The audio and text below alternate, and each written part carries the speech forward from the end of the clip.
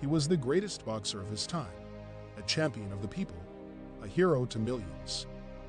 But on April 28, 1967, Muhammad Ali faced the toughest challenge of his life, a choice between his faith and his career. Ali had been drafted to serve in the U.S. Army during the Vietnam War, a war he did not believe in. He was a Muslim, a follower of Islam, and he said he could not kill another human being for a cause he did not support. He said, "I ain't got no quarrel with those Viet Cong." He had tried to avoid the draft by claiming conscientious objector status, but his request was denied.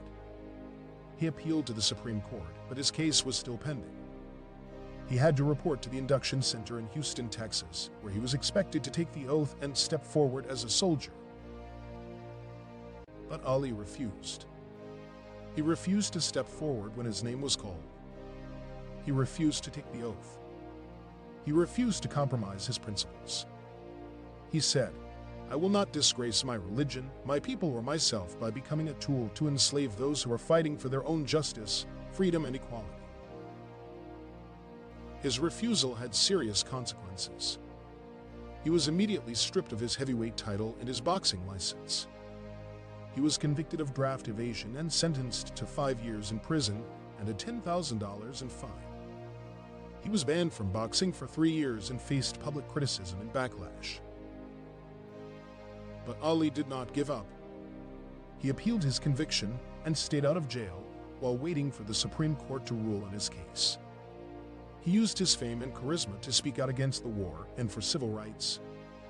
He became a symbol of courage and resistance for many people around the world. He also returned to the ring in 1970 after obtaining a license in Georgia. He fought Jerry Quarry and knocked him out in 3 rounds. He then faced Joe Frazier in the fight of the century in 1971, but lost by decision after 15 brutal rounds. It was his first professional defeat. In 1971, the Supreme Court overturned his conviction by a unanimous vote, ruling that he had been denied due process. Ali was free from legal troubles, but not from his rivals. He fought Frazier again in 1974, winning by decision in 12 rounds.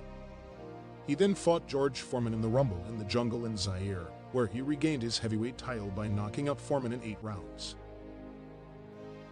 He fought Frazier for the third and final time in 1975 in the Thrilla in Manila in the Philippines. It was one of the most brutal and epic fights in history, with both men giving their all until Ali emerged victorious by technical knockout in 14 rounds.